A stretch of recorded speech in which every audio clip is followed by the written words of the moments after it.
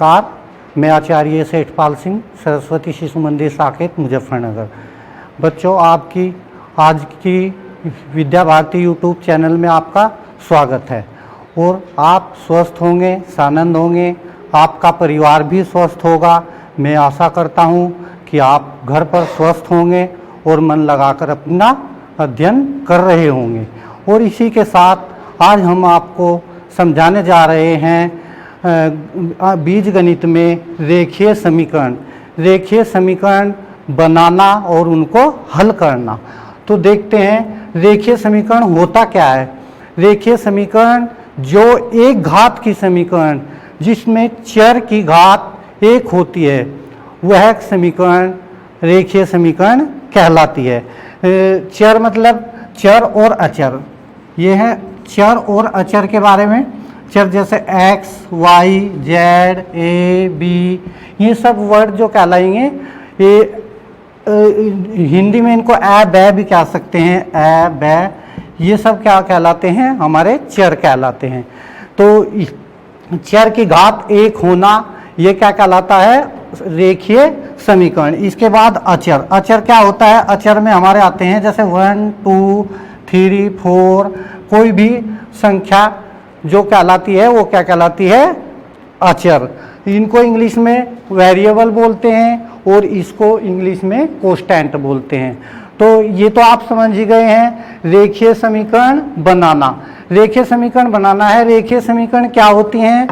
ये रेखीय समीकरण प्रयुक्त यदि चर की घात एक हो तो रेखीय समीकरण कहते हैं। जैसे कि चर ये है x, y, z, इन सब की घात एक होना हमारा क्या कहलाता है?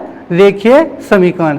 यहाँ पर हम रेखीय समीकरण हल करने की विधियाँ और जिनके दोनों पक्षों में चर हों, इसके अतिरिक्त कुछ रेखीय समीकरण जैसे ax plus b cx plus d equal to k, इस प्रकार की जो समीकरण हैं इनको हम हल करना सिखाएंगे।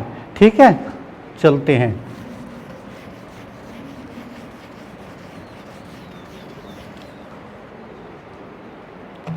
देखो बच्चों, अब हम समीकरण लेते हैं x प्लस 2 इक्वल टू 4।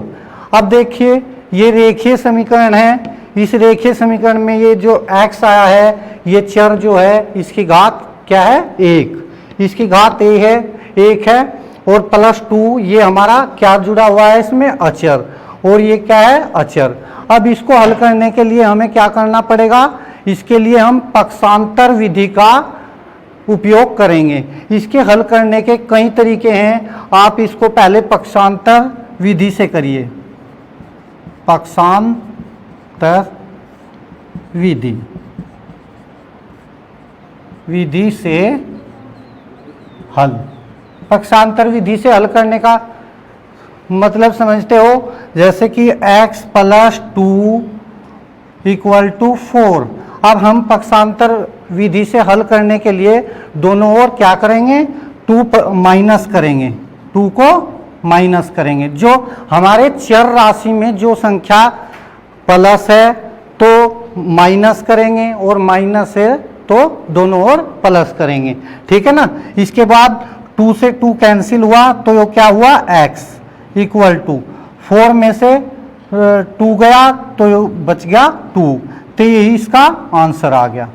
ये क्या आया? इसका आंसर। ठीक है। अब ये जो हमारा आंसर आया है इसकी उत्तर की जांच करनी है। हमें ये देखना है कि ये जो हमारा उत्तर आया है ये सही है या गलत है। तो इसको देखने के लिए क्या करेंगे? उत्तर की जांच। अब लिखते हैं x प्लस 2 इक्वल टू 4। देखते हैं उत्तर की जांच करने के लिए जो हमारा हल आता है, जो हम इक्वेशन को सोल्व करने के बाद हमारा जो आंसर निकलता है, उस आंसर को हम उस चर की जगह पुट करते हैं। और चर की जगह पुट करने के बाद जैसे दोनों साइड, बायां पक्ष और दायां पक्ष, left hand side right hand side दोनों इक्वल हो जाती हैं तो समझ लो हमारा आंसर सही है। तो इसके बाद x का मान हमारा क्या आया है? 2। तो इसकी जगह 2 पुट करेंगे प्लस 2 इक्वल टू 4। अब इन दोनों को जोड़ेंगे तो 4 इक्वल टू 4। तो इसमें क्या हुआ? दायां पक्ष बायां पक्ष दायां पक्ष दोनों इक्वल हैं। ये है LHS, ये है RHS। Left hand side right hand side दोनों इक्वल आई हैं, तो इसलिए क्या हुआ है, ये हमारा उत्तर सही हुआ है। इसी प्रकार आगे चलते हैं, नेक्स्ट पर चलते हैं।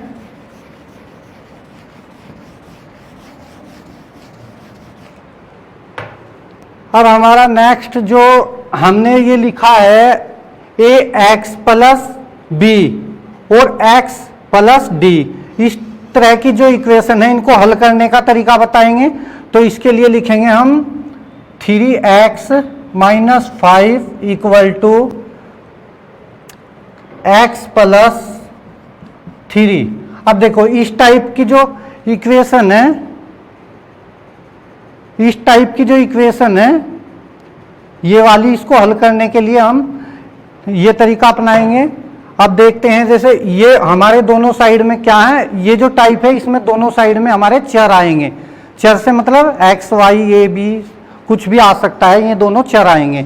तो इनको करने के लिए हम ऐसा करते हैं, 3x लिख लेते हैं, लिख लिया। अब इधर से हम x को बराबर के इधर ले जाएंगे। अगर इक्वल के इधर कोई चिन्ह है तो वो इधर आकर के अपोजिट हो जाता है, उल्टा हो जाता है। अगर कोई संख्या इधर प्लस है तो वो इधर आकर के माइनस हो जाएगी, अगर इधर माइनस है तो इधर आकर के प्लस हो जाएगी। तो इसी प्रकार x को जब इधर लाएंगे तो ये क्या हो जाएगा, माइनस x इक्वल टू 3। अब ये जो 5 है और इसको उठाकर इधर ले जाएंगे तो ये यहाँ पर जो साइन है ये क्या है, माइनस, तो इधर जाकर के प्लस हो जाएगा। तो ये हो गया। अब इसके बाद इसमें से 3x में से एक x घटाएंगे। जिस चर के सामने कोई अंक लिखा हुआ नहीं होता उसके सामने हम एक अंक मान लेते हैं, ठीक है ना। जैसे ये 3x है और ये x है, 3x से एक x घटाएंगे। एक x घटाने का मतलब 3 में से एक गया 2x इक्वल टू। अब इन दोनों को प्लस करेंगे, क्या करेंगे, इन दोनों को प्लस करेंगे। प्लस करने के बाद 5 और 3 8, ये क्या हुआ हमारा 8, ठीक है बच्चों, समझ आई।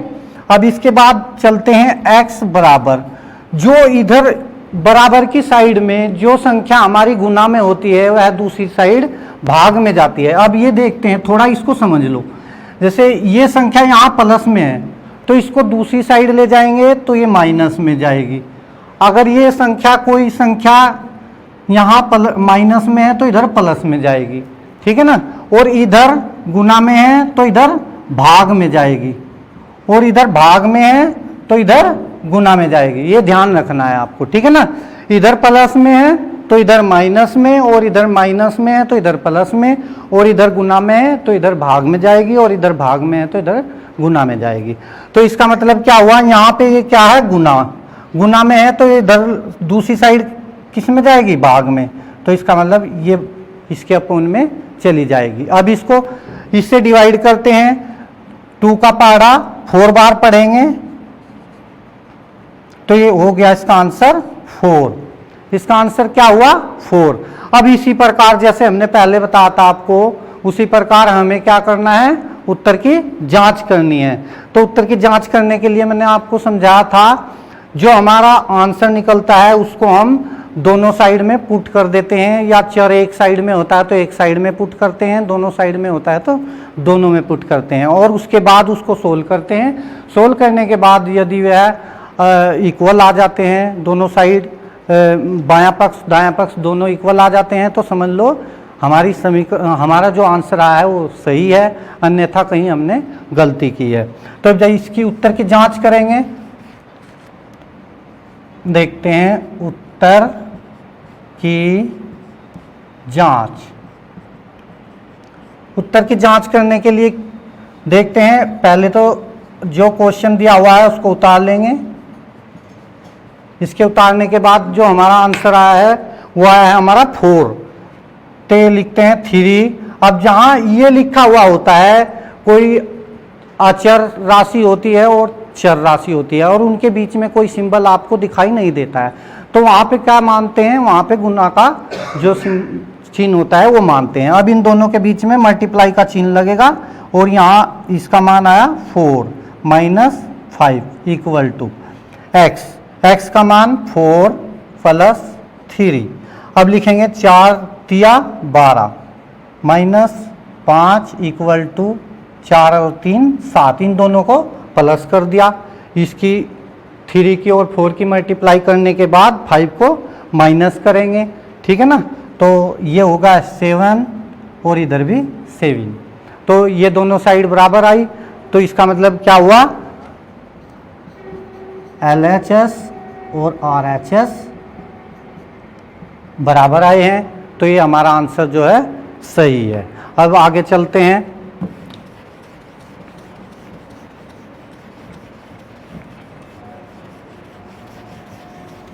अब इसके बाद आगे चलते हैं।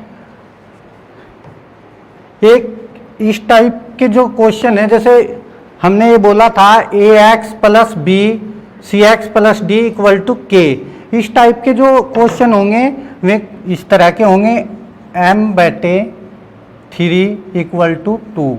तो इसको कैसे करेंगे, इसको करने का तरीका अपनाएंगे।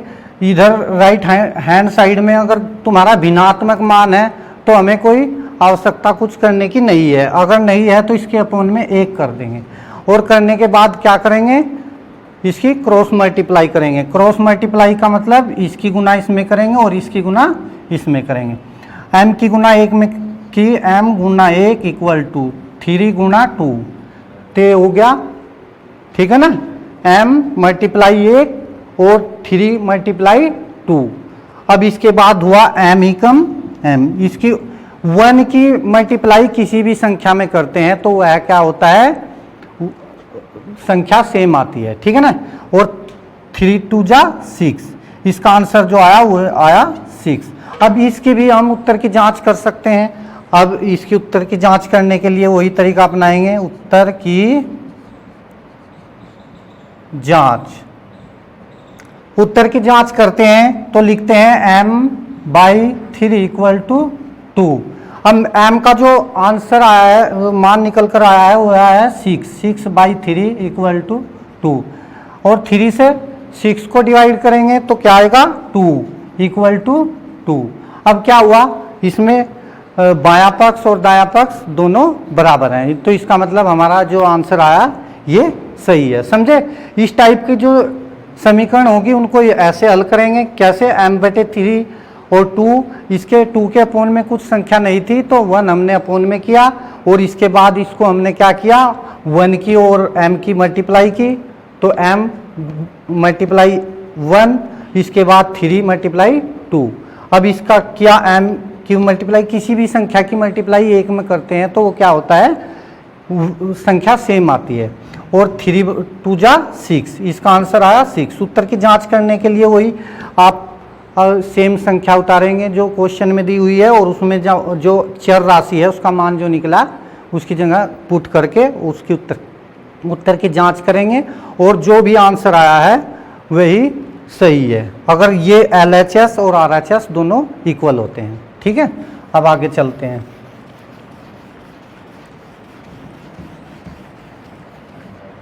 इसी प्रकार अगर कोई समीकरण दी हुई है x/4 -4 इक्वल टू 5। अब इस प्रकार से लिखी हुई समीकरण को हम कैसे हल करेंगे, तो देखते हैं, इधर दायां पक्ष इधर बायां पक्ष, और दाएं पक्ष में जो चर राशि है, चर के अपोन में 4 है, तो ये तो इसके साथ है। बाकी अचर जो है हम चर एक साइड करेंगे और अचर दूसरी साइड करेंगे, तो ये हुआ x/4 इक्वल टू 5। मैंने अभी बताया था ना, इधर अगर कोई चिन्ह माइनस है तो उधर क्या होगा, प्लस, अगर इधर प्लस है तो उधर माइनस, वो भी लिख के भी मैंने समझाया था। ये हुआ 4, ये इधर माइनस था तो उधर होकर 4 हो गया। अब इसके बाद करेंगे x/4 इक्वल टू, इन दोनों को प्लस करेंगे तो ये हुआ 9। अब 9 होने के बाद जस्ट इससे पहले जो हमने क्वेश्चन आपको समझाया है सेम इसी तरह का क्वेश्चन था, तो इसके जो भिन्न में है अंश हर में कुछ नहीं है तो इसके हर में क्या करेंगे, हम 1 लिख लेंगे। 1 लिखने के बाद क्या करेंगे, फिर वही क्रॉस मल्टीप्लाई करेंगे, cross multiply x multiply 1 4 multiply 9, ये लिख दिया।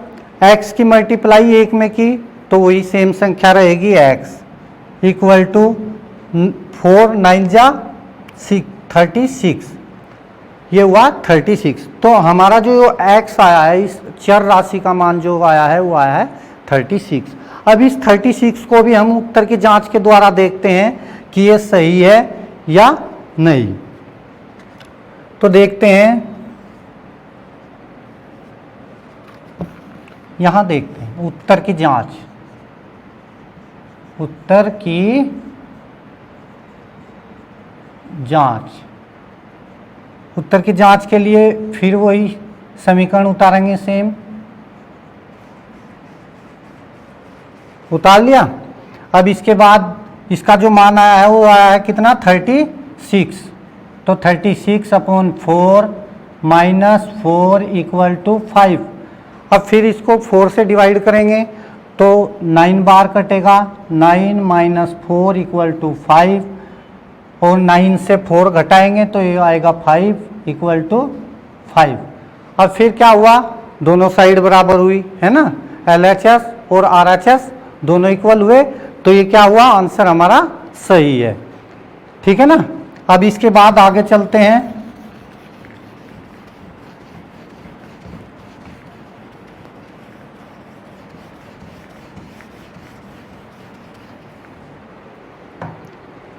इसके बाद आता है रेखीय समीकरण बनाना।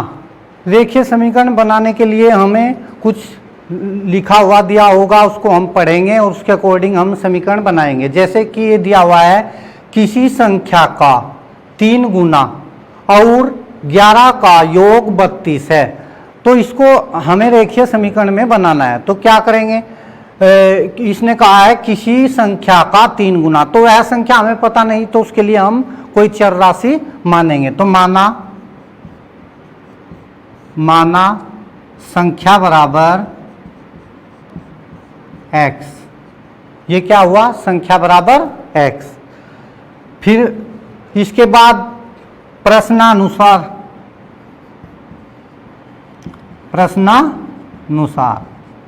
यानी कि प्रश्न में जैसे कहा है ऐसे करना है।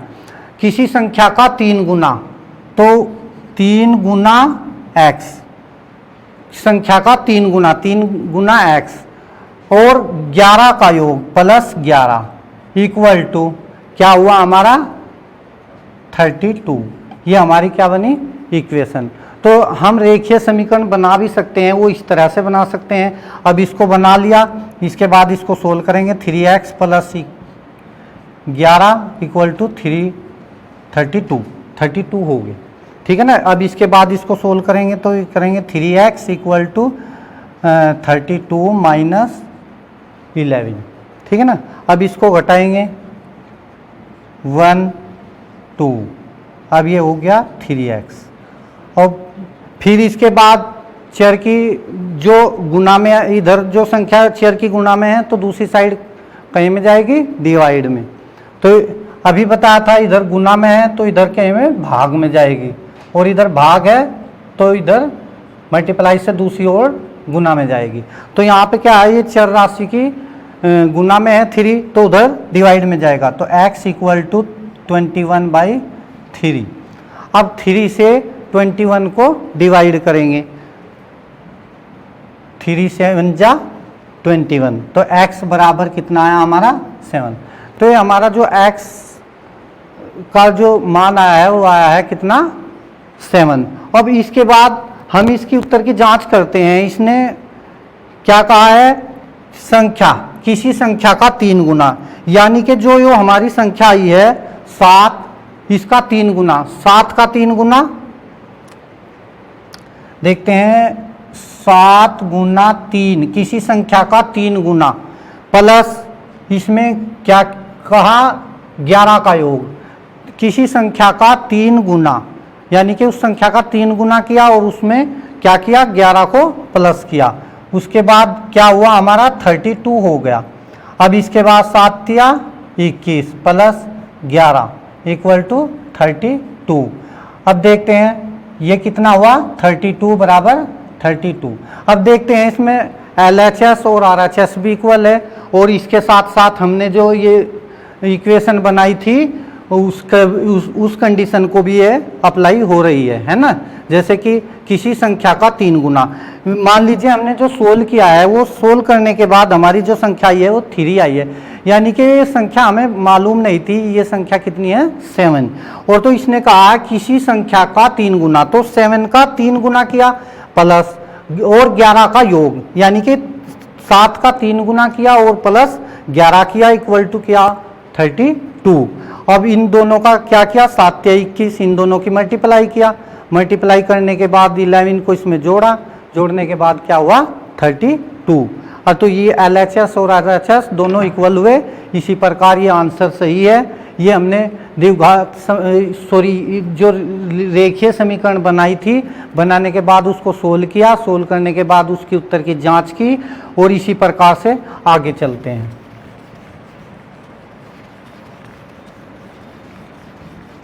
अब चलते हैं नेक्स्ट क्वेश्चन पर।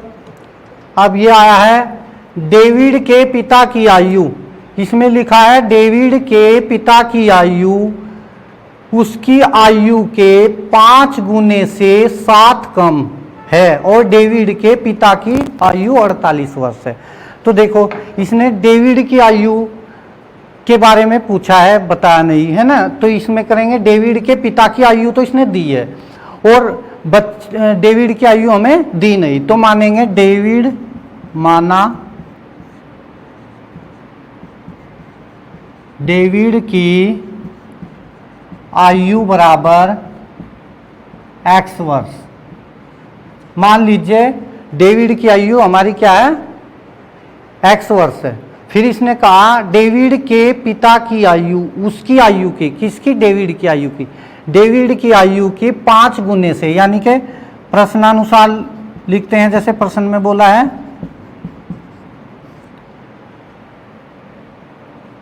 5 गुना x, डेविड की आयु की 5 गुना x और से 7 कम है, इक्वल टू जो डेविड के पिता की आयु दी है वो 48 वर्ष दी है।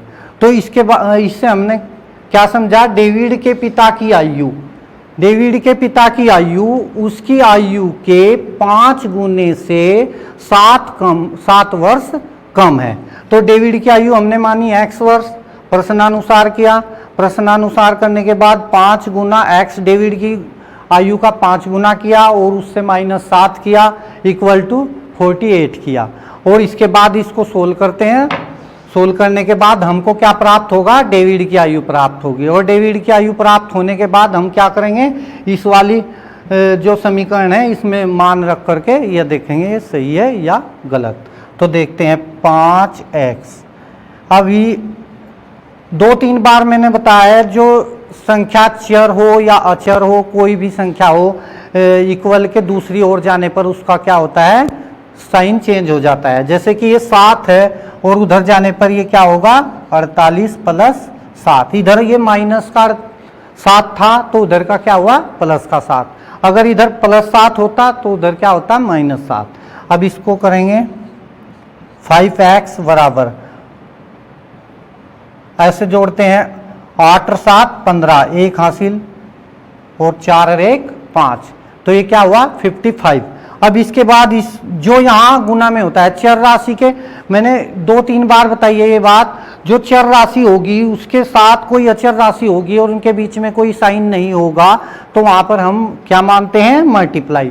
तो यहाँ क्या साइन मानेंगे मल्टीप्लाई, और मल्टीप्लाई दूसरी साइड में जाके क्या होगा डिवाइड। तो इसके बाद x इक्वल टू क्या होगा 55/5, तो इसको इससे डिवाइड करेंगे तो क्या आएगा 11 आया, 11 वर्ष। तो इसका मतलब क्या हुआ, डेविड की आयु जो आई वो 11 वर्ष आई। अब इसको क्या देखते हैं, इसकी भी उत्तर की जांच करते हैं, तो फिर करेंगे जांच।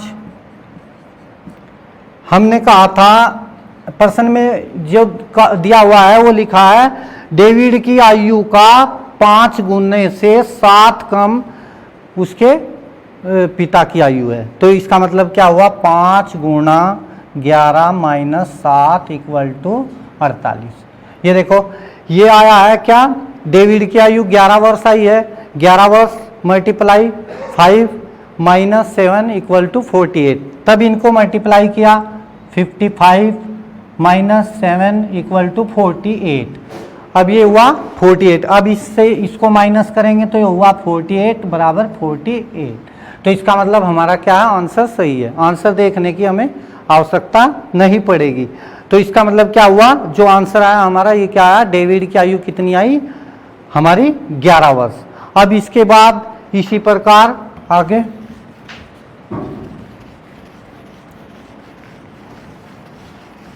आगे चलते हैं।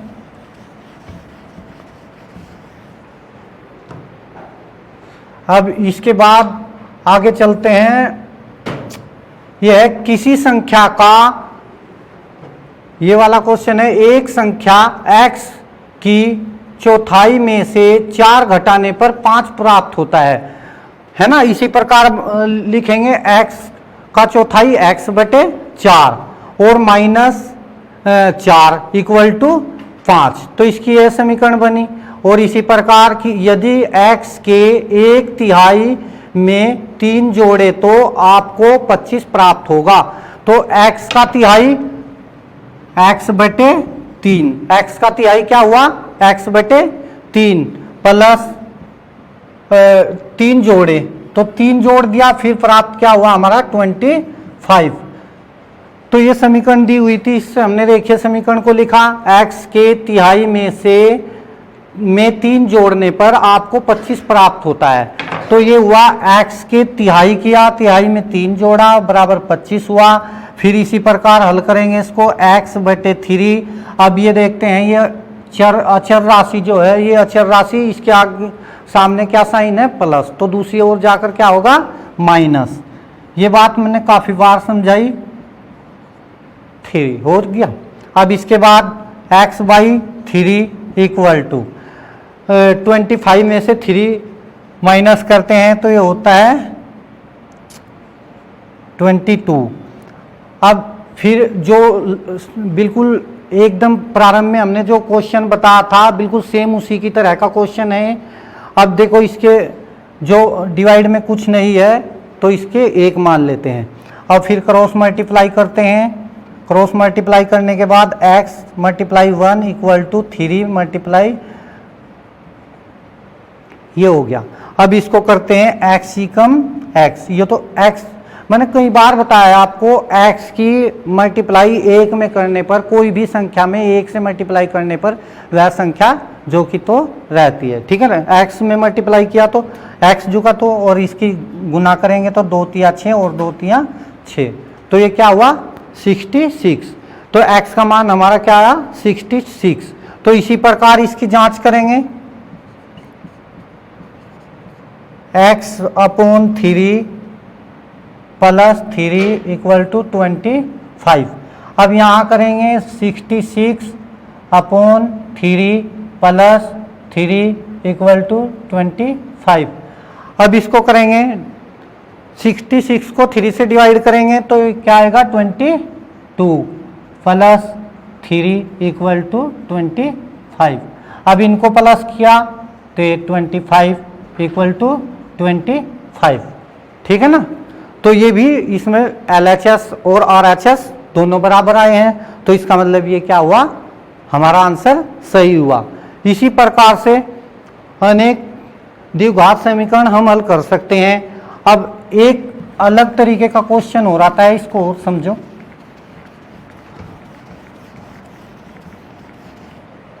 यदि आपको समीकरण इस टाइप की दी जाती है, x by 2 plus x by 3 equal to 10, तो आप इसको हल कैसे करेंगे।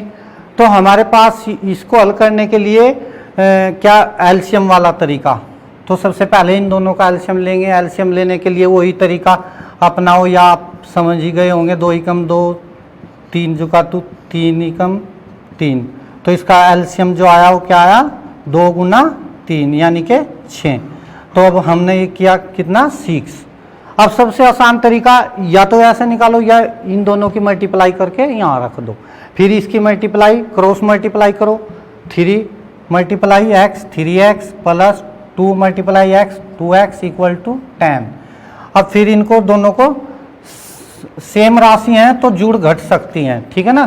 तो ये क्या हुआ 5x अपॉन 6 इक्वल टू 10।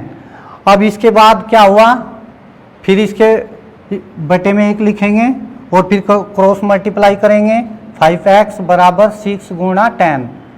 अब इसको क्या 5x इक्वल टू 6 गुणा 10 करने को तो हम इसकी गुना भी कर सकते थे, पर अभी उसको आप भाग देने में ज़्यादा मुश्किल समझते हो तो इसको मत गुना करो। अब इसके बाद ये क्या है चर राशि की गुना में है तो उधर कहीं में जाएगा डिवाइड में, तो x इक्वल टू 6 गुणा 10 अपॉन 5 किया। अब हमने इसकी मल्टीप्लाई इसलिए नहीं की थी क्योंकि 5 से 10 को हम बड़े आराम से काट सकते हैं, 5 2 जा 10, ठीक है ना। अब क्या किया x 6 मल्टीप्लाई 2, तो ये 6 मल्टीप्लाई 12 हो गया, ये क्या हुआ 12। तो ये हमारा आंसर क्या आया 12। अब इसी प्रकार इसकी भी जांच करते हैं, x बटे 3 x बटे 2 प्लस x बटे 3 इक्वल टू 10। अब देखते हैं x का मान हमारा 12 आया है, प्लस 12 अपॉन 3 बराबर 10। अब इसको इससे डिवाइड किया 6, इसको इससे डिवाइड किया 4 इक्वल टू 10, ये हुआ 10 इक्वल टू 10। अब फिर इसमें LHS बराबर RHS आया। तो इसी प्रकार हम क्या कर सकते हैं, द्विघात समीकरणों को हल कर सकते हैं, है ना, और द्विघात समीकरण बना भी सकते हैं। और इसके बाद मैं आपको कुछ गृह कार्य दे रहा हूँ, उसको आप करना है, ठीक है ना। जैसे ये नोट करना है, x plus 2 equal to 4, 5x equal to 20, x by 4 equal to 4। इस तरह की समीकरण जो हैं ये आपको सब सोल्व करनी है। जैसे कि 5x ये तो हमने कई बार बता चुके हैं, 5x इक्वल टू 20, इसको तो सोल्व करना सबसे आसान है। इधर मल्टीप्लाई में है तो इधर कहीं दूसरी ओर कहीं में जाएगा डिवाइड में, तो x equal to 20 by 5, x equal to 4। अब इसकी भी फिर उत्तर की जांच कर सकते हैं, 5 मल्टीप्लाई 4 इक्वल टू 20। तो इसके बाद इन दोनों की मल्टीप्लाई करेंगे तो उत्तर लेफ्ट हैंड साइड और राइट हैंड साइड दोनों इक्वल आएंगी, 20 आएंगी। तो इसी प्रकार ये जो मैंने आपको लिखवाए हैं इनको आपको हल करना है।